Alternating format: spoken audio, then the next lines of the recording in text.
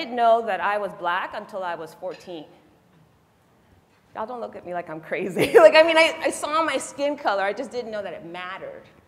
And my family immigrated from the Republic of Panama to the United States because my father joined the US Army. And I was 9 years old when we came here.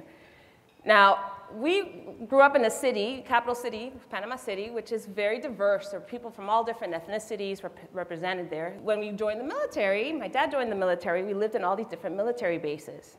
So skin color was never really a thing. Didn't even consider it. And then we moved from Hawaii to Alabama. Yeah, you know where this is going, right? Can you all remember the first time that you realized you were different in some way that mattered to you? Raise your hand if you remember like a moment, a first time. Look at that. Just look around the room. It's common. So for me, what that meant is I needed to figure out, so how do I become an ambassador of sorts? And part of me is committed to find the joy in connecting people, no matter where they're from or what they look like.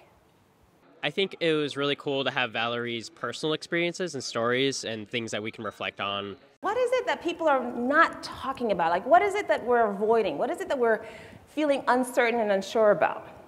And how do we create the kind of safety where people feel, at least to ask a question, like, how are you feeling now?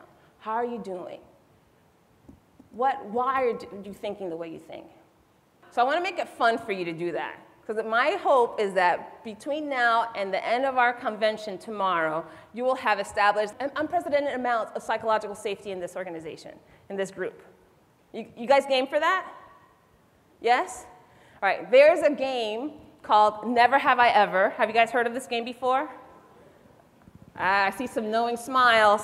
You know, my key takeaway from today's talk was the component on psychological safety, emotional safety in your space, understanding people's ability to be vulnerable, to engage with others, and really setting that tone. There's something about curiosity, right? And let's unpack curiosity before I tell you about the questions. So curiosity is, in essence, having the creativity to notice what is evident and what is not. Today's keynote with Valerie was wonderful. She did such a great job of connecting with the audience and bringing everybody into her personal experiences and helping us relate them to what challenges we have with DEI in our own associations. So shifting our perspective from judgment to one of connection is huge. So you think about that, who in your life could really use a little check-in? Who in your team, who in your family, who in your community might really benefit from you just reaching out and saying, are you okay? All right, take a breath. I know that's a little harder. So the Dalai Lama talks about all the dimensions of diversity that we sometimes hold so near and dear and get so tight about, right? Our skin color, our religion, where we live, where we went to school, our ethnicity, our nationalities.